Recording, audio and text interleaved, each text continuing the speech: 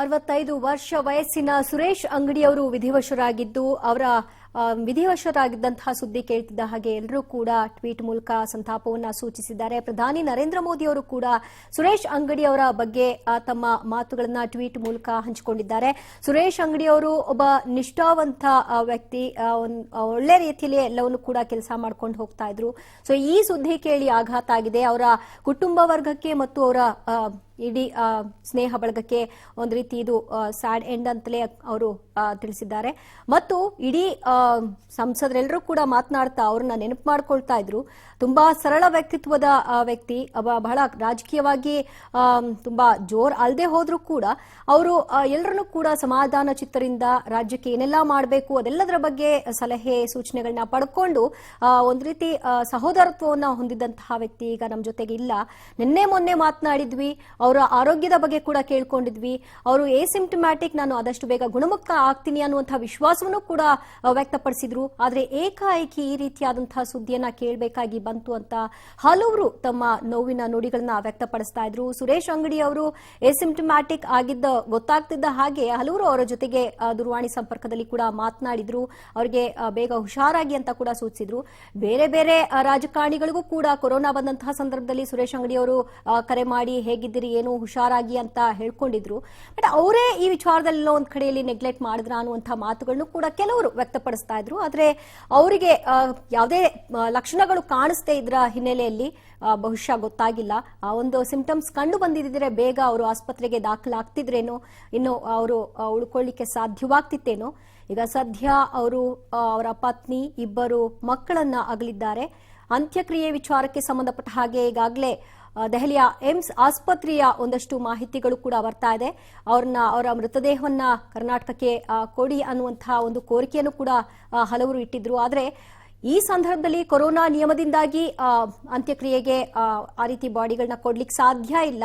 So ಎಲ್ಲ ನಿಯಮಬದ್ಧವಾಗೇ ಆಗಬೇಕು. ಹಾಗೆಯೇ ದೆಹಲಿಯಲ್ಲೇ ಅಂತ್ಯಕ್ರಿಯೆಯನ್ನ ನೆರವೇರಿಸುವಂತೆ ಒಂದಷ್ಟು ಸಲಹೆಗಳನ್ನ ಕೊಟ್ಟಿದ್ದಾರೆ. ಅದನ್ನ ಅವರ ಕುಟುಂಬ ವರ್ಗ ಕೂಡ ಆಕ್ಸೆಪ್ಟ್ ಮಾಡ್ಕೊಂಡಿದೆ. ಈಗ ನಾಳೆ ಬೆಳಗ್ಗೆ ಎಷ್ಟೊತ್ತಿಗೆ ಮಾಡ್ತಾರೆ ಅನ್ನೋದನ್ನು ಕೂಡ. ಈ ಮಧ್ಯೆ ಸಂಸದ ಪ್ರತಾಪ್ ಸಿಂಹ ಅವರು ದೂರವಾಣಿ ಸಂಪರ್ಕದಲ್ಲಿ ಬಂದಿದ್ದಾರೆ. ಪ್ರತಾಪ್ ಸಿಂಹ ಅವರು ನಮಸ್ಕಾರ. ನಮಸ್ಕಾರ ಸರ್. ದಿಲ್ಲಿನ ನೀವೇ? ಹೌದು ಸರ್.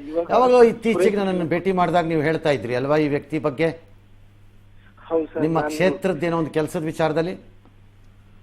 ಸರ್, ನನ್ನ ಕ್ಷೇತ್ರದ್ದು ನಾನು ಯಾವುದೇ ಟ್ರೈನ್ ಕನೆಕ್ಟಿವಿಟಿ ಇರ್ಬೋದು, ಹೊಸ ಟ್ರೈನ್ಗಳದಿರ್ಬೋದು, ನಾಗನಹಳ್ಳಿನಲ್ಲಿ ಹೊಸ ಸ್ಯಾಟಲೈಟ್ ರೈಲ್ವೆ ಟರ್ಮಿನಲ್ ಮಾಡೋದಿರ್ಬೋದು, ಪ್ರತಿಯೊಂದು ತಗೊಂಡಾಗ ಸರ್ ಅವ್ರು ಎಂತ ಮನುಷ್ಯ ಅಂದ್ರೆ, ಅವ್ರ ಚೇರಲ್ಲಿ ಕೂತಿದ್ರೆ ಎದುರುಗಡೆ ಕೂರಿಸ್ತಾ ಇರಲಿಲ್ಲ.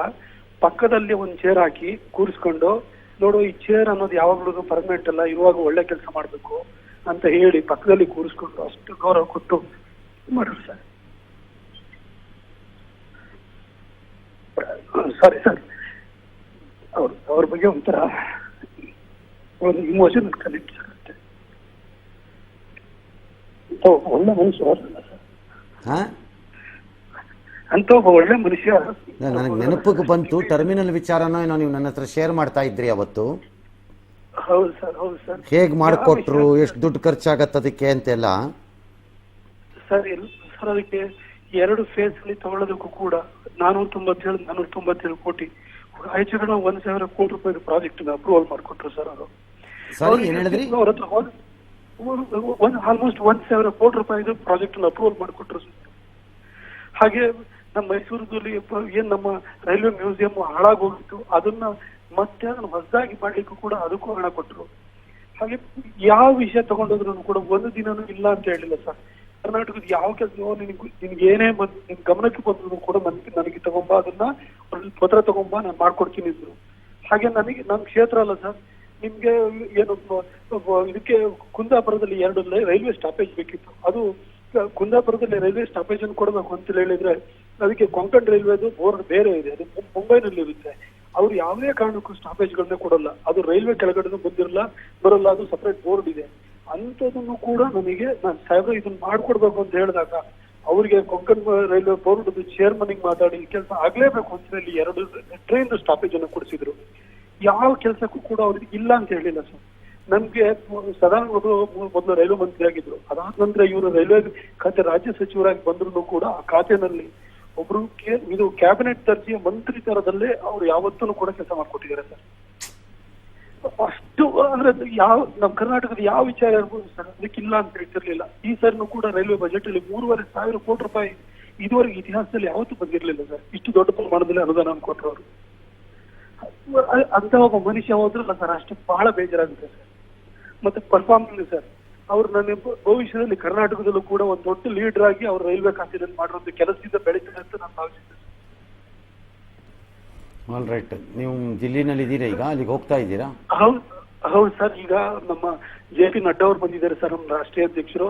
ಹಾಗೆ ಪಿಯೂಷ್ ಗೋಯಲ್ ಅವ್ರು ಬಂದಿದ್ದಾರೆ, ಪ್ರಹ್ಲಾದ್ ಜೋಶಿ ಅವ್ರು ಬಂದಿದ್ದಾರೆ. ಈಗ ಅವ್ರ ಕುಟುಂಬ ಜೊತೆ ಅವರ ಮನೆಯವರು ಮತ್ತೆ ಮಗಳು ಎಲ್ಲ ಇಲ್ಲೇ ಇದ್ದಾರೆ. ಅವ್ರ ಜೊತೆ ಮಾತಾಡ್ತಿದ್ದಾರೆ. ಮುಂದಿನ ಏನು ವಿಧಿವಿಧಾನ ಎಲ್ಲಿ ಪೂರೈಸಬೇಕು, ಅದು ವಾಪಸ್ ಅಲ್ಲಿಗೆ ಬೆಳಗಾವಿಗೆ ಕಳಿಸ್ಬೇಕು ಅಥವಾ ಇಲ್ಲೇನೆ ಮಾಡೋದು, ಇದ್ರ ಬಗ್ಗೆ ಚರ್ಚೆ ನಡೀತಾ ಇದೆ ಸರ್. ಇವಾಗ ನಾವೆಲ್ಲ MPs ಗಳು ಕೂಡ ನಾವಿಲ್ಲಿ ಬಂದಿದೀವಿ ಸರ್ ಅವ್ರ ಮನೆಗೆ. ಆಲ್ ರೈಟ್, ಸೌತ್ ವೈನ್ಯದಲ್ಲಿ ಅವ್ರ ಮನೆ ಇದೆ ಸರ್. Okay done. ಯಾರ ಮನೆ? ಸುರೇಶ್ ಅಂಗಡಿ ಅವ್ರ ಮನೆ ಇರೋದು ಸೌತ್ ವೈನ್ಯದಲ್ಲಿ ಇರೋದು ಸರ್. ಗೊತ್ತು ಅವ್ರ ಮನೆ, ನೋಡಿದ್ದೀನಿ. ಅದೇ ಮನೆಯಲ್ಲಿ ಇವಾಗ ಯಡಿಯೂರಪ್ಪ ಸಾಹೇಬ್ ಹಿಂದೆ ಇದ್ರು, ಆ ಮನೆಯಲ್ಲಿ ಅವ್ರಿಗೆ ಸರ್. ಏನೋ ಟೇಕ್ ಕೇರ್, ಕೇರ್ಫುಲ್ ಆಗಿರಿ. ಆಲ್ ರೈಟ್, ಈಗ ನಡೀತಿರುವಂಥ ಚರ್ಚೆ ದಿಲ್ಲಿಯಲ್ಲಿ ನಡೀತಾ ಇರುವಂಥ ಚರ್ಚೆ ಏನು ಮಾಡ್ಬೋದು, ಪರಮೇಶ್ವರನ ಯಾವುದಾದ್ರು ರೂಪದಲ್ಲಿ ತಪ್ಪಿ ಅದನ್ನೆಲ್ಲ ಅವರ ಕ್ಷೇತ್ರಕ್ಕೆ ತರಬಹುದಾ ಅನ್ನೋದೊಂದು ಚರ್ಚೆ ನಡೀತಾ ಇದೆ. ಬಟ್ ಕೋವಿಡ್ ನಿಯಮದಲ್ಲಿ ಇಲ್ಲ ಅಂತ ಹೇಳ್ತಿದ್ದಾರೆ. ಬಟ್ ರಾಷ್ಟ್ರ ಮಟ್ಟದಲ್ಲಿ ಅಥವಾ ದಿಲ್ಲಿ ಸರ್ಕಾರದವ್ರು ಏನು ನಿಯಮ ಮಾಡ್ಕೊಂಡಿದ್ದಾರೋ ನನಗೆ ಅರಿವಿಲ್ಲ. ಯಾಕಂದರೆ ಮೊನ್ನೆ ಗಸ್ತಿದಾದಾಗ ಅದು ಬೆಂಗಳೂರಿನಲ್ಲಾದರೂ ಅದನ್ನು ರಾಯಚೂರಿಗೆ ತಗೊಂಡೋಗಿ ಅಲ್ಲಿ ಮಾಡಿದ್ರು. ಹಾಗಾಗಿ ಒಂದಿಷ್ಟು ಇತರೆ ಜನರದ್ದು ಯಾರೋ ತಂದೆ ತಾಯಿ ಅಣ್ಣ ತಮ್ಮ ಅಕ್ಕ ತಂಗಿ ಅಂತ ಆದಾಗ ಅವ್ರನ್ನ ಬೆಂಗಳೂರಿನಿಂದ ಬೇರೆ ಕಡೆ ಅಲ್ಲಿಂದ ತಂದಿರೋದು ನಾನು ಕೇಳಿದ್ದೀನಿ. ಹಾಗಾಗಿ ಐ ಡೋಂಟ್ ನೋ ದಿಲ್ಲಿ ನಿಯಮ ಏನಾದ್ರು ಬೇರೆ ಮಾಡ್ಕೊಂಡಿದ್ದಾರಾ ಅಥವಾ ರಾಷ್ಟ್ರೀಯ ನಿಯಮದಲ್ಲಿ ಏಮ್ಸ್ನವ್ರು ಬೇರೆ ನಿಯಮನ ಏನೋ ನಂಗೆ ಐಡಿಯಾ ಇಲ್ಲ. ಏನ್ ಮಾಡ್ತಾರೆ ಅಂತ ಗೊತ್ತಿಲ್ಲ. ಈರಣ್ಣ ಕರಡಿ ಅವರಿದ್ದಾರೆ, ರಾಜ್ಯಸಭಾ ಸಂಸದರಾಗಿ ಆಯ್ಕೆಯಾಗಿರುವಂತ, ಈಗಷ್ಟೇ ಆಯ್ಕೆಯಾಗಿದ್ದಾರೆ ಇವರುವೆ ಈರಣ್ಣ ಕರಡಿ ಅವರು. ಈಗ ಬಹುಶಃ ರೀಚ್ ಆದ್ರು ಅನ್ಸುತ್ತೆ. ಅವಾಗ ಮಾತಾಡಿದಾಗ ಅವ್ರನ್ನ ನೀನು ಹೋಗಿರ್ಲಿಲ್ಲ ಅಂತಂದ್ರು. ನೀವು ಅಲ್ಲಿ ತಲುಪಿದ್ರೆ ಏನ್ ಸರ್? ಸರ್ ನಮಸ್ಕಾರ, ಬಂದಿದ್ದೀನಿ ಸರ್ ನಾನು ಇಲ್ಲಿ. ಏಮ್ಸ್ ಹಾಸ್ಪಿಟಲ್ದು ಒಂದು ಟ್ರಾಮಾ ಸೆಂಟರ್ ಅಂತ ಹೇಳಿ ಕೋವಿಡ್ಗೆನೆ ಒಂದು ಸೆಂಟರ್ ಮಾಡಿದ್ದಾರೆ ಇಲ್ಲಿ ಬೇರೆ. ಓಕೆ, ಬಂದಿದ್ದೀನಿ ನಾನು, ವಿ ಸೋಮನ್ ಅವರು, ನಮ್ಮ ಸಿ ನಾರಾಯಣ ಸ್ವಾಮಿ, ರಾಜಾ ಅಮರೇಶ್ ನಾಯ್ಕ್ ಅವರು ಎಲ್ಲ ಇಲ್ಲೇ ಇದೆ ಸರ್ ಹಾಸ್ಪಿಟಲ್ ಎದುರಿಗೆ. ಮತ್ತೆ ಈಗ ಏನ್ ತೀರ್ಮಾನ ಆತೇನು? ಅವರು ಡೈರೆಕ್ಟರ್ ಬಂದಿದ್ದಾರೆ ಸರ್ ಹಾಸ್ಪಿಟಲ್ದು. ಅವರು ನಾವು ಬಾಡಿ ಕೊಡಬಹುದು, ಅಂದ್ರೆ ಅದು ಬಾಡಿ ಡ್ಯಾಮೇಜ್ ಆಗದಂಗೆ ನಾವು ಒಂದು ಟ್ರೀಟ್ಮೆಂಟ್ ಮಾಡಿ ಕೊಡ್ತೀವಿ. ಬಟ್ ನೀವು ಗವರ್ಮೆಂಟ್ ಪರ್ಮಿಷನ್ ಏನಂತ ಗೊತ್ತಿಲ್ಲ, ದಯವಿಟ್ಟು ನೀವು ಅಲ್ಲಿ ಮಾತಾಡಿ ಮಾಡ್ರಿ. ಹಂಗೆ ಹೇಳಿದ್ರೆ ಏನೀಗ ಹರ್ಷವರ್ಧನ್ ಅವರಿಗೆ ಮಾತಾಡಿ ನಾನು ಡಿಸಿಷನ್ ತಗೋತೀನಿ ಅಂತ ಹೇಳಿದಾರೆ. ಆಮೇಲೆ ಜಗದೀಶ್ ಶೆಟ್ಟರು ಬರ್ತಾ ಇದಾರೆ ರಾತ್ರಿ 11 ಗಂಟೆ ಫ್ಲೈಟ್ಗೆ. ಹೌದು. ಹೀಗಾಗಿ ಅವರೆಲ್ಲ ಹಿರಿಯರು ಬಂದ ನಂತರ ಏನಂತ ಹೇಳಿ ನಿರ್ಣಯ ಆಗ್ಬೇಕು sir. All right, thank you. Rajya Sabha ಸದಸ್ಯರಾದಂಥ ಈರಣ್ಣ ಕರಡಿ ಇನ್ನು ಯಾವುದೇ ನಿರ್ಧಾರ ಆದಂಗೆ ಇಲ್ಲ. ಅದೇ ನಾನು ಅನ್ಕೋತಾ ಇದ್ದಿದ್ದಾಗ ನೆನಪಿಸ್ಕೊಂಡೆ. ಈಗ ಮೊನ್ನೆ ಆಗಿದ್ದಂಥ 2-3 ಸಾವುಗಳಿಗೆ ಅವರು ಜಗಕ್ಕೆ ತೊಗೊಂಡೋಗಿದ್ದಾರೆ. ಬಟ್ ಅಲ್ಲಿ ದೊಡ್ಡದಾಗಿ ಸಾವಿರಾರು ಜನ ಬಂದು ಅವರ ಗೌರವ ಸೂಚನೆ ಮಾಡೋದಕ್ಕೆಲ್ಲ ಜಾಗ ಕೊಡದೇ ಇರ್ಬೋದು, ಬರೀ ಫ್ಯಾಮಿಲಿ ಮಟ್ಟಿಗೆ ಮಾತ್ರ. ಹಂಗಾಗ್ಬೋದು ಬಹುಶಃ. ಯಾಕಂದ್ರೆ ಇನ್ ಜನ ಸೇರ್ಕೊಂಡು ಅದರಿಂದ ಏನಾದ್ರು ಸ್ಪ್ರೆಡ್ ಆದ್ರೆ ಕಥೆ ಏನಪ್ಪಾ ಅನ್ನೋ ತರ ಅಂತ ಬಾಡಿಯಿಂದ ಅಂತಲ್ಲ, ಬಂದಿದ್ದ ಜನರ ಮಧ್ಯದಲ್ಲಿ ಏನಾದ್ರು ಆಗ್ಬಿಡಬಾರ್ದು ಅಂತ. ನೀವು ನೋಡ್ತಾ ಇರೋಂಥ ದೃಶ್ಯಾವಳಿಗಳೆಲ್ಲವೂ ಅಲ್ಲಿ JP ನಡ್ಡಾ ಅವರು ಬರ್ತಾ ಇರೋಂಥದ್ದು. ನೀವು ನೋಡ್ತಾ ಇರೋ ಎಲ್ಲ ದೃಶ್ಯಾವಳಿಗಳು ದಿಲ್ಲಿಯ ಏಮ್ಸ್ ಆಸ್ಪತ್ರೆಯ ಆವರಣದಿಂದ ನಮ್ಮ ಸಹೋದ್ಯೋಗಿಗಳು ತರ್ತಾ ಇರುವಂತಹ ದೃಶ್ಯಾವಳಿಗಳದು. ಭಾರತೀಯ ಜನತಾ ಪಕ್ಷದ ರಾಷ್ಟ್ರೀಯ ಅಧ್ಯಕ್ಷರಾಗಿರುವಂತಹ JP ನಡ್ಡಾ ಅವರು ಈಗ ಅಲ್ಲಿ ಆಸ್ಪತ್ರೆಗೆ ಆಗಮಿಸಿದ್ದಾರೆ. ಹಾಗಾಗಿ ಬಾಡಿಯನ್ನ ಪಾರ್ಥಿವ ಶರೀರವನ್ನು ಕೊಡಬಹುದು. ಬಟ್ ಸಾವಿರಾರು ಜನರಿಗೆ ದರ್ಶನ ಮಾಡಿ ಇದು ಮಾಡೋದಿಲ್ಲ ಬಹುಶಃ ಇಲ್ಲ ಅಂತ ಕಾಣುತ್ತೆ, ಹಂಗೆ ಕಾಣುತ್ತೆ ಅಂತ ಪರಿಸ್ಥಿತಿ ಇರ್ಬೋದು, ಹೇಳಕ್ ಬರಲ್ಲ. ಈಗ ತೀರ್ಮಾನವನ್ನ ಮಾಡ್ತಾರೆ. ಅವ್ರು ಏನ್ ಹೇಳ್ತಿದ್ದಾರೆ ನೋಡೋಣ. बहुत ही दुख का विषय है कि हमारे एक वरिष्ठ साथी श्री अंगाड़ी जी हमको छोड़ करके चले गए। हम सब जानते हैं कि अंगाड़ी जी का जीवन लोगों के लिए समर्पित रहा। जीवन भर उन्होंने लोगों के लिए कार्य किया, ऐसे वो जनता के नेता थे। कोविड के कारण उनका टेस्ट 11 तारीख को हुआ था और वो पॉजिटिव आया था।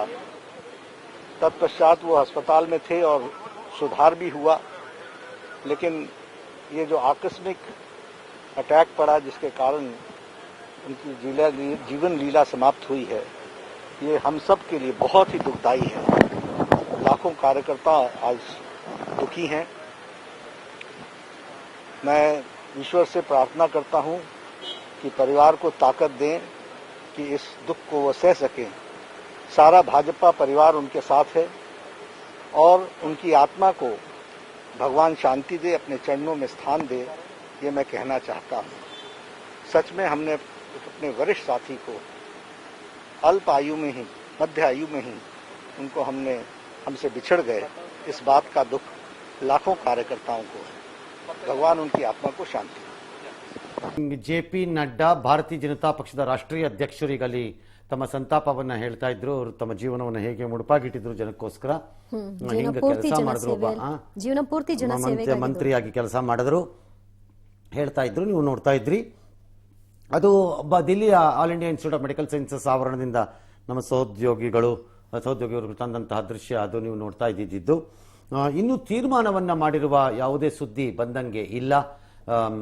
ಬಹುಶಃ ಸರ್ಕಾರವೇ ಅವರಿದೆ. ಹರ್ಷವರ್ಧನ್ ಅಂದ್ರೆ ಕೇಂದ್ರ ಆರೋಗ್ಯ ಮಂತ್ರಿ ಅವರು ಏನು ತೀರ್ಮಾನ ತಗೋತಾರೆ ಅಥವಾ ಏಮ್ಸ್ ಅವ್ರು ಹೇಳ್ತಿದಾರಂತೆ ಕೊಡಬಹುದು ಬೇಕಾದ್ರೆ, ಬಟ್ ನಾವು ಮಾಡ್ಕೊಡ್ತೀವಿ, ಬಟ್ ನೀವು ಪರ್ಮಿಷನ್ ತಗೊಳ್ಳಿ, ಕೇಂದ್ರದ ಪರ್ಮಿಷನ್ ತಗೊಂಡು ಮಾಡ್ಕೊಳ್ತಾರೆ, ಸರ್ಕಾರದ ಅನುಮತಿಯನ್ನ ಪಡ್ಕೊಳ್ಳಿ ಅಂತ ಹೇಳ್ತಿದ್ದಾರೆ.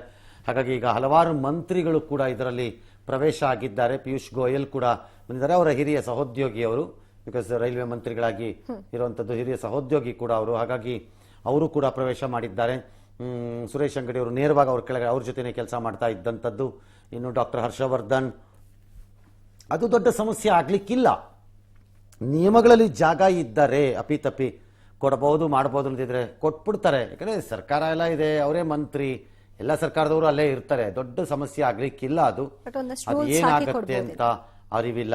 ಕೇಂದ್ರ ಮಂತ್ರಿ ಸುರೇಶ್ ಅಂಗಡಿ ಅವರ ನಿಧನಕ್ಕೆ ರಾಷ್ಟ್ರಪತಿಗಳು ಕೂಡ ತಮ್ಮ ಸಂತಾಪವನ್ನು ವ್ಯಕ್ತಪಡಿಸಿದ್ದಾರೆ. ಪ್ರಧಾನಮಂತ್ರಿಗಳು ಆಗಲೇ ಹೇಳಿದ್ವಿ, ಬಾಡಿ ಅಂದ್ರೆ ಶವವನ್ನು ಪಾರ್ಥಿವ ಶರೀರವನ್ನು ತರಕಾಗತ್ತಾ ಇಲ್ವಾ ಅನ್ನೋದು ಗೊತ್ತಾಗ್ತಾ ಇಲ್ಲ, ಇನ್ನೂ ತೀರ್ಮಾನ ಆಗಿಲ್ಲ.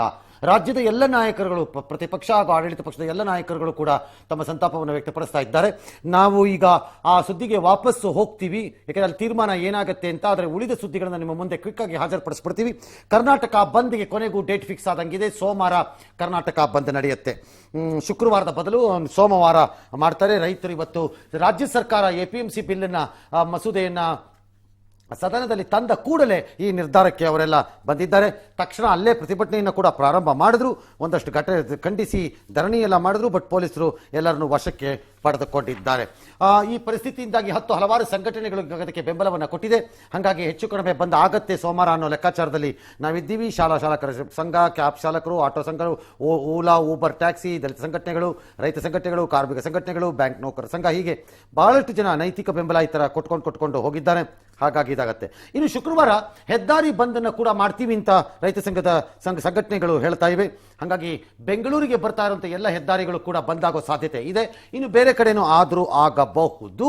ಹಾಗಾಗಿ ಒಂದಿಷ್ಟು ಸಂಚಾರ ಕೂಡ ಅಸ್ತವ್ಯಸ್ತ ಆಗತ್ತೆ. ಈ ಕಡೆ ST ಸೋಮಶೇಖರ್ಗೆ ಸಹಕಾರ ಮಂತ್ರಿಗಳು APMC ಮಸೂದೆಯನ್ನ ಇವತ್ತು ಮಂಡನೆಯನ್ನ ಮಾಡಿದ್ರು. ಇದರಿಂದ ರೈತರಿಗೆ ಲಾಭ ಆಗತ್ತೆ ಹೊರತು ಹೊಡೆತ ಏನು ಬೀಳಲ್ಲ. ಇದೆಲ್ಲ ಅಪಪ್ರಚಾರ ಅಂತ ಅವರಂದ್ರೆ. ತರಾತುರಿ ಯಾಕೆ ಅಂತ ಕುಮಾರಸ್ವಾಮಿ ಅವರು ತರಾಟೆಗೆ ಎತ್ಕೊಂಡ್ರೆ, ರೈತರ ಹೋರಾಟವನ್ನೇ CT ರವಿ ಅವರು ಟೀಕಿಸಿ ಕಾಂಗ್ರೆಸ್ ಮತ್ತು ಸೈದ್ಧಾಂತಿಕ ವಿರೋಧ ಇರೋರು ರೈತರಿಗೆ ತಪ್ಪು ಮಾಹಿತಿ ಕೊಡ್ತಿದ್ದಾರೆ ಅಷ್ಟೇ ಅಂತ ಅವರು ಕೂಡ ಹೇಳಿದ್ರು. ನಾಳೆ ಭೂ ಸುಧಾರಣಾ ತಿದ್ದುಪಡಿ ಕಾಯ್ದೆ ಕೂಡ ಬರ್ತಾ ಇದೆ. ಇನ್ನು ಅದ್ಯಾವ ಗಲಾಟೆಗೆ ದಾರಿ ಮಾಡಿಕೊಡುತ್ತೋ ಗೊತ್ತಿಲ್ಲ. ಈ ಮಧ್ಯೆ ಇವತ್ತು ಸ್ಯಾಂಡ್ಲ್ವುಡ್ಗೆ ಬಡ್ದಿರುವಂತಹ ಡ್ರಗ್ಸ್ನ ಘಾಟ್ ಏನು ಮಾಡ್ತು ಅಂತಂದ್ರೆ ಅದು ಇನ್ನಷ್ಟು ಮುಂದಕ್ಕೆ ಬಂತು. ವೀರೇನ್ ಖನ್ನಾ ಎಂಬ ಆ ಪೆಡ್ಲರ್ ಜೊತೆ ಕೈ ಜೋಡಿಸಿದ ಆರೋಪದ ಮೇರೆಗೆ CCBಯ ಮಹಿಳಾ ಭದ್ರತಾ ವಿಭಾಗದ ACP ಮುಧವಿ ಮತ್ತು ಓರ್ವ ಪೇದೆಯನ್ನು ಅಮಾನತು ಮಾಡಿ ಗೃಹ ಸಚಿವರು ಆದೇಶವನ್ನು ಹೊರಡಿಸಿದ್ದಾರೆ. ಅವರೆಲ್ಲ ಏನೇನೋ ಲಾಭ ಮಾಡ್ಕೊಂಡಿದ್ರಂತೆ, 50 ಲಕ್ಷಕ್ಕೆ ಡೀಲ್ ಮಾಡ್ಕೊಂಡಿದ್ರಂತೆ, ನಿಮ್ಮನ್ನು ಪಾರ್ ಮಾಡ್ತೀನಿ ಅಂತ ಯಾರೋ ಒಬ್ಬನ ಮೂಲಕ ಒಂದು ಮೊಬೈಲ್ ಖರೀದಿ ಮಾಡಿದ್ರಂತೆ. ಹಾಗಾಗಿ ಇಬ್ಬರನ್ನು ಅಮಾನತು ಮಾಡಿದ್ದಾರೆ. ಇದಿಷ್ಟೇ ಅಲ್ಲ, ಕ್ರಿಮಿಗಳು ಇನ್ನು ಬಹಳ ಕ್ರಿಮಿಗಳು ಇರತ್ವೆ. ಈ ಮಧ್ಯೆ ದಿಗಂತನ್ನ ಚಿತ್ರನಟರನ್ನ 2ನೇ ಬಾರಿಗೆ ಇವತ್ತು ವಿಚಾರಣೆಗೆ ಕರೆಸಿದ್ರು. ಅವರು ಕೂಡ ಶೂಟಿಂಗ್ ಸೆಟ್ನಿಂದಾನೆ ನೇರವಾಗಿ ಬಂದು ವಿಚಾರಣೆಗೆ ಹಾಜರಾದ್ರು. ಆಮೇಲೆ ಅವ್ರದ್ದು ಮೊಬೈಲ್ ವಾಪಸ್ ಕೊಡ್ಲಾಯಿತು. ಅವರಂದ್ರು, ನನ್ನ ಕೇಳಿದ್ದಾರೆ ಪ್ರಶ್ನೆ, ಅದಕ್ಕೆಲ್ಲ ಉತ್ತರ ಕೊಟ್ಟಿದ್ದೀನಿ, ನನಗೇನು ಆಗಿಲ್ಲ, ನನ್ನನ್ನೇನು ಮತ್ತೆ ಕರೆದ್ರೆ ಬರ್ತೀನಿ, ನೋಡೋಣ, ನಾನು ಏನು ಬೇಕಾದ್ರೂ ರೆಡಿ ಇದ್ದೀನಿ ಕೋಆಪರೇಟ್ ಮಾಡೋಕ್ಕೆ ಅಂತ ಹೇಳಿದ್ರು. ಅತ್ತ ರಾಗಿಣಿ ಆಪ್ತ ರವಿಶಂಕರ್ ಬಗ್ಗೆ ಹೆಚ್ಚಿನ ಮಾಹಿತಿ ಪಡೆಯಕ್ಕೆ ಆತನ ಮಾಜಿ ಪತ್ನಿ ಅರ್ಚನಾ ನಾಯ್ಕಗೆ ಸಿಸಿಬಿ ಇವತ್ತು ವಾಟ್ಸ್ಆಪ್ ಮೂಲಕ ನೋಟಿಸ್ ಎಲ್ಲ ಕೊಟ್ಟಿದ್ದಾರೆ. ಆರೋಪಿಗಳ ವಿಚಾರಣೆ, ರಾಗಿಣಿ, ಸಂಜನಾ ಇವರದೆಲ್ಲ ಆರೋಪಿಗಳ ವಿಚಾರಣೆ ಕೂಡ ಬರುತ್ತೆ ನಾಳೆ ವಿಚಾರಣೆಗೆ ಬರುತ್ತೆ. 8 ದಿನದಿಂದ ಅವರೆಲ್ಲ ಜೈಲಲ್ಲಿದ್ದಾರೆ. ಹಂಗಾಗಿ ಸಂಜನಾ ಜಾಮೀನು ಸಿಗದೆ ಅದಕ್ಕೆ ಫುಲ್ ಟೆನ್ಷನ್ ಆಗಿ ಗರಂ ಆಗಿ ಕೂಗಾಡ್ತಿದ್ದಾರಂತೆ. ಎಲ್ಲರ ಮೇಲುವೆ ಕೂಗಾಡಿದರೆ ಪ್ರಯೋಜನವಿಲ್ಲ. ಇನ್ನು ISD ಇನ್ನೊಂದು ಕಡೆ ತನಿಖೆಯನ್ನು ನಡೆಸ್ತಾ ಇದೆ ಗಾಂಜಾ ವಿಚಾರದಲ್ಲಿ, ಈ ಡ್ರಗ್ಸ್ಗಳ ವಿಚಾರದಲ್ಲಿ. ಕೇರಳ ಡ್ರಗ್ ಪೆಡ್ಲರ್ ಗೋಕುಲ್ ಕೃಷ್ಣ ಮತ್ತು ಡೇನಿಯಲ್ಗೆ ರಾಜ್ಯದ ಹಲವು ರಾಜಕಾರಣಿಗಳ ಮಕ್ಕಳು ನಂಟಿದೆ ಅಂತ ಅವ್ರಿಗೆ ಒಂದು ಡೌಟ್ ಬಂದಿದೆ. ಹಾಗಾಗಿ ಸಂಸದರೊಬ್ಬರ ಪುತ್ರ, ಮಾಜಿ ಸಂಸದರೊಬ್ಬರ ಫೋನ್ ನಂಬರ್ ಏನೋ ಸಿಕ್ಕಿದೆ, ಅವ್ರನ್ನ ಕರೆಸಿ ವಿಚಾರಣೆ ಮಾಡಬಹುದು ಅನ್ನುತ್ತಿದ್ದಾರೆ. ಗೊತ್ತಿಲ್ಲ ಇನ್ನು ಅವರೇನು ಮಾಡ್ತಾರೋ ಅಂತ. ಆದರೆ ಇದೆಲ್ಲವನ್ನ ಮೀರಿಸಿದಂತೆ ಬಾಲಿವುಡ್ನಲ್ಲಿ ನಡೀತಾ ಇರುವಂಥ ಬೆಳವಣಿಗೆಯನ್ನು ನಾವು ಗಮನಿಸ್ಕೋಬೇಕು. ಇವತ್ತು NCB ದೊಡ್ಡ ಹೊಡೆತ ಕೊಡ್ತಾ ಇದೆ. ಬಾಲಿವುಡ್ನಲ್ಲಿ ಟಾಪ್ ಆಕ್ಟರ್ಗಳು ಅಂತ ಯಾರ್ಯಾರಿದ್ದಾರೋ ಅವರು ಬಹುತೇಕ ಜನರಿಗೆ ಇಡ್ತಾ ಇದ್ದಾರೆ. ಈಗ ಪಟಾಕಿ ಕರೆಕ್ಟಾಗಿ ಡಮ್ ಡಮ್ ಡಮ್ ಅಂತ ಇದೆ ಎಲ್ಲರಿಗೂ. ಯಾರಿಗೇನು ಮಾಡ್ತಾರೋ ಗೊತ್ತಿಲ್ಲ. ದೀಪಿಕಾ ಪಡುಕೋಣೆ ಅವ್ರಿಗೂ ನೋಟಿಸನ್ನ ಕೊಟ್ಟಿದ್ದಾರೆ NCBನವರು. ಆ ಮೇಡಮ್ ಗೋವಾನಲ್ಲಿ ಇದ್ರಂತೆ, ಈಗ ಹಾರಿ ಬಾಂಬೆಗೆ ವಾಪಸ್ ಓಡೋಗಿದ್ದಾರಂತೆ. Simone Khambatta, Deepika manager Karishma Prashant, Sushant manager Shruti Modi, Rakul Preet Singh, Sara Ali Khan, Shraddha Kapoor ಇವ್ರಿಗೂ ಎಲ್ಲ ಕೊಟ್ಟಿದ್ದಾರೆ. ಇನ್ನಿದು ಯಾವ ಹಂತಕ್ಕೆ ಹೋಗುತ್ತೋ ಗೊತ್ತಾಗ್ತಾ ಇಲ್ಲ. ಈ ಸುದ್ದಿಗಳನ್ನೆಲ್ಲ ನೋಡೋದ್ರಲ್ಲೇ ಕರೋನಾ ಕತೆ ಈಗ ತಾನೇ ಹೇಳ್ತಾ ಇದ್ವಿ. ಸುರೇಶ್ ಅಂಗಡಿಯವರ ಸಾವಿನ ವಿಚಾರದಲ್ಲಿ ಏನೇನಾಗ್ತಾ ಇದೆ ನೋಡಿ ನೋಡಿ ನೋಡಿ ಅಂತ. ಈ ರಾಜ್ಯದಲ್ಲಿ ಕರೋನಾ ಅನ್ನೋ ರೈಲು ಹಳಿ ತಪ್ಪಿತು ಅನ್ನೋದನ್ನ ಹೇಳಕ್ಕೆ ಮೋದಿ ಬೇಕಾಗಿರಲಿಲ್ಲ. ಇದು ಹಳಿ ತಪ್ಪಿದೆ ಅನ್ನೋದು ಶ್ರೀಸಾಮಾನ್ಯನಿಗೂ ಅರ್ಥವಾಗಿ ಬಹಳ ದಿನ ಆಯಿತು. ನಾವಂತೂ 1.5-2 ತಿಂಗಳಿಂದ ಲಬ ಅಂತ ಬಡ್ಕೊಂಡು ಗಂಟ್ಲೆಲ್ಲ ಒಣಗೋಗ್ಬಿಟ್ಟಿದೆ. ಆದರೆ ಇವತ್ತು ಮೋದಿಯವರೇ ಸಭೆ ನಡೆಸಿ ಮಾಹಿತಿ ಪಡೆದು, ನಿಮ್ಮಲ್ಲಿ 9 ಜಿಲ್ಲೆಗಳಲ್ಲಿ ಮರಣದ ಪ್ರಮಾಣ ಹೆಚ್ಚಾಗಿದೆ, ನೀವು ಫಾಲೋ ಅಪ್ ಮಾಡಬೇಕು, ಸೆಕೆಂಡರಿ ಪ್ರೈಮರಿ ಕಾಂಟ್ಯಾಕ್ಟ್ ಎಲ್ಲ ಮಾಡ್ಕೋತಾ ಇಲ್ಲ, ಮಾಡಿ ಅಂತೆಲ್ಲ ಹೇಳಿದಾರಂತೆ. ಇದು ಹೇಳಿಸ್ಕೊಳ್ಳೋದು ಬೇಕಿತ್ತೇನು ನಿಮಗೆ? ಏನೂ ಆಗಿಲ್ಲ ಅಂತ ಡಂಬಾಟ ಮಾಡ್ತಿದ್ರಲ್ಲ, ಅನುಭವಿಸಿ ಎಲ್ಲರೂ, ಈಗ ಗೊತ್ತಾಗತ್ತೆ. ಇದರ ಸಂಖ್ಯೆ ಮಾತ್ರ ಇಳಿಮುಖ ಆಗ್ತಾ ಇಲ್ಲ. ರಾಜ್ಯದಲ್ಲಿ 5,40,000 ಹೋಗಿದ್ದೀವಿ, 56,000 ಟೆಸ್ಟ್ ಮಾಡಿದ್ದೀವಿ. ಈಗ 6,997 ಪ್ರಕರಣ ಇವತ್ತು ವರದಿಯಾಗಿದೆ. ಮೃತರ ಸಂಖ್ಯೆ 8,266 ಆಗಿದೆ. ಈ 38 ಜನ ಇವತ್ತು ಕರೋನಾಗೆ ಬಲಿಯಾಗಿದ್ದಾರೆ. ಈ ಕರೋನಾ ಗಲಾಟೆ ಸಭೆ ವಿಧಾನಸಭೆಯಲ್ಲೂ ಕೂಡ ಗಲಾಟೆ ಮಾಡಿದೆ. ನ್ಯಾಯಮೂರ್ತಿಗಳಿಂದ ತನಿಖೆ ಮಾಡಿಸಿ ಅಂತ ಸಿದ್ದರಾಮಯ್ಯನವರು, ಇದು ಅದಕ್ಕೆ ಅವೆಲ್ಲ ಬೇಡ ಸರ್ ಅಂತ ಸುಧಾಕರ್ ಅವರ ಉತ್ತರ. ಅವ್ರು ಸಭಾತ್ಯಾಗ ಮಾಡಿ ಹೋದ್ರು ಕಾಂಗ್ರೆಸ್ನವರು. ಇವರು ಇಷ್ಟ ಬಂದಿದ್ದ ಬಿಲ್ಗಳನ್ನು ಪಾಸ್ ಮಾಡ್ಕೊಂಡ್ರು. ನಿಮ್ಮ ಪಕ್ಷದವ್ರು ಏನು ಮಾತಾಡ್ತಿದ್ರು ಗೊತ್ತಿದ್ದು ಬಿಡ್ರಿ ಅಂತೆಲ್ಲ ಮಾತಾಡಿ ಗಲಾಟೆ, ಒಬ್ಬರ ಮೇಲೆ ಒಬ್ರು ಮಾಸ್ಕ್ ಹಾಕೊಳ್ಳಿ ಅಂತಲೇ. ಸದನದೊಳಗಡೆ ಏನು ಮಾಸ್ಕ್, ಹೊರಗಡೆ ದಂಗೆ ನಡೀತಾ ಇದೆ ಗಲಾಟೆ, ಅದನ್ನ ಯಾರು ಕೇಳೋರೇ ಇಲ್ಲ.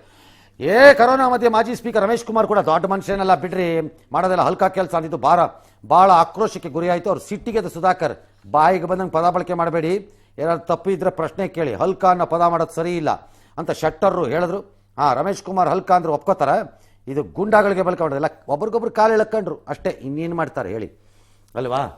ಇನ್ನು ದೇಶದಲ್ಲಿ ನೋಡೋದಾದ್ರೆ ರಾಜ್ಯಸಭೆ ಕೇರಿದಂತೆ ವಿಪಕ್ಷಗಳ ಸಭಾತ್ಯಾಗದ ಮಧ್ಯೆ ವಿವಾದಾತ್ಮಕ ಕಾರ್ಮಿಕ ಸುಧಾರಣಾ ಮಸೂದೆ ಸೇರಿ 4 ಬಿಲ್ಗಳನ್ನು ಅವರು ಪಾಸ್ ಮಾಡಿದ್ದಾರೆ. ಆಲ್ ರೈಟ್, ರಾಷ್ಟ್ರಪತಿಗಳನ್ನ ಭೇಟಿ ಮಾಡಿ ವಿಪಕ್ಷಗಳು ಸಾರಿ ಕೃಷಿ ಮಸೂದೆಗಳಿಗೆ ಸೈನ್ ಹಾಕ್ಬೇಡಿ ಸಾರ್ ಅಂತ ಕೇಳಿದ್ರು. ಅವ್ರು ಆಗ್ತಾರೋ ಬಿಡ್ತಾರೋ? ಬೆಂಗಳೂರು ಸಿಟಿ ಕಾರ್ಪೊರೇಷನ್ ಮಾತ್ರ ದೊಡ್ಡದಾಗಿ ಹೋಗುತ್ತೆ. 198 ಬದಲು 250 ಸೀಟ್ಗಳನ್ನ ಮಾಡೋದಕ್ಕೆ ತೀರ್ಮಾನ ಮಾಡಿದ್ದಾರೆ. ಅದಕ್ಕೆ ಸಂಬಂಧಪಟ್ಟ ಮಸೂದೆಗಳನ್ನ ಈ ಸದನದಲ್ಲೇ ತರುವಂತ ಎಲ್ಲ ಲಕ್ಷಣಗಳು ಕಾಣಿಸ್ತಾ ಇವೆ. ಅಂತಂದ್ರೆ ಅದೆಲ್ಲ ವಾಪಸ್ ಆಗಬೇಕು. ಸದ್ಯಕ್ಕೆ ಚುನಾವಣೆ ನಡೀತಾ ಇಲ್ಲ. ರೈತರ ಜೊತೆಗೆ ಇವತ್ತು ಆಶಾ ಕಾರ್ಯಕರ್ತೆಯರು ಕೂಡ ಪ್ರೊಟೆಸ್ಟ್ ಸೇರ್ಕೊಂಡ್ರು. ರೈಲ್ವೆ ನಿಲ್ದಾಣದಿಂದ ಫ್ರೀಡಂ ಪಾರ್ಕ್ ವರೆಗೆ ಒಂದಿಷ್ಟು ಪ್ರೊಟೆಸ್ಟ್ ಅನ್ನ ಮಾಡ್ಕೊಂಡು ಬಂದ್ರು. ಕುರ್ಚಿ ಬಿಡಿ ಇಲ್ದಿರೆ ನಾವು ಭಿಕ್ಷೆ ಕೇಳ್ತಾ ಇದೀವಾ, ಬಿಟ್ಟಿದೀವಾ, ನಮಗೆ ಕೊಡ್ರಿ ಸಂಬಳ ಕರೆಕ್ಟಾಗಿ ಅಂತ ಅಂದ್ರು. ಸದ್ಯಕ್ಕೆ ಅದು ಅಲ್ಲಿಗೆ ನಿಂತಿದೆ. ನಾಯಕತ್ವದಲ್ಲಿ ಯಾವ ಬದಲಾವಣೆ ಇಲ್ಲ. BSY ಅವರೇ ಮುಖ್ಯಮಂತ್ರಿಯಿಂದ ಮತ್ತೆ ಸೋಮಣ್ಣ ಅವರು ಹೇಳ್ಕೊತಾ ಇದ್ದಾರೆ. ಅದಾಯ್ತದು, ಸೆಟಲ್ಮೆಂಟ್ ಆದಂಗಿದೆ. ಮಳೆ ಮಾತ್ರ ಮುಂದುವರೆದಿದೆ ಬಹಳ ಕಡೆಗಳಲ್ಲಿ. ಉಡುಪಿ ಜಿಲ್ಲೆ ಇನ್ನು ಚೇತರಿಸ್ಕೊತಾ ಇಲ್ಲ. ಸುವರ್ಣ ನದಿ ತೀರದಲ್ಲಿ 10 ಇದು ಮನೆಗಳೆಲ್ಲ ನೆಲಸಮ ಆಗೋಗಿವೆ, ಅಂದ್ರೆ ಬಿದ್ದೋಗ್ಬಿಟ್ಟಿವೆ. ಹಾವೇರಿ 2 ಯುವಕರ ಶವ ಇವತ್ತು ಪತ್ತೆ ಆಯಿತು. ತುಂಗಭದ್ರಾ ನದಿನಲ್ಲಿ ಕೊಚ್ಚೋಗಿದ್ರು 3 ದಿನದ ಹಿಂದೆ. ಕಾರವಾರ ಕೈಗ ಯಲ್ಲಾಪುರ ನಡುವಿನ ರಸ್ತೆಯಲ್ಲಿ ದೊಡ್ಡ ಬಿರುಕಾಗೋಗಿದೆ, ಯಾಕಂದ್ರೆ ಮಳೆ ನೀರು ಬಂದು ಬಂದು ಬಂದು ಬಂದು ಬಂದು ರಾಜ್ಯಸಭೆಯಲ್ಲಿ ಇವತ್ತು ರಾಜ್ಯಸಭಾ ಸದಸ್ಯ ಕೆ.ಸಿ. ರಾಮಮೂರ್ತಿ ಈ ಪರಿಸ್ಥಿತಿನ ಎತ್ತಿ 3 ವರ್ಷದಿಂದ ಒಂದೇ ಸಮ ಪ್ರವಾಹ ಆಗ್ತಾ ಇದೆ, ನಮ್ಮಲ್ಲಿ 4 ಲಕ್ಷ ಹೆಕ್ಟೇರ್ ಬೆಳೆ ನಾಶ ಆಗಿದೆ, ಹಲವಾರು ಜಿಲ್ಲೆಗಳಲ್ಲಿ ಭೂಕುಸಿತ ಆಗ್ತಾ ಇದೆ, ದಯವಿಟ್ಟು ಒಂದು ವಿಶೇಷ ಸಮಿತಿ ರಚಿಸಿ ಏನಾದರೂ ಸಹಾಯ ಮಾಡಿ ಅಂತ ಅವರು ಬಹಳ ಕಳಕಳಿಯಿಂದ ಮನವಿಯನ್ನ ಮಾಡಿಕೊಂಡ್ರು.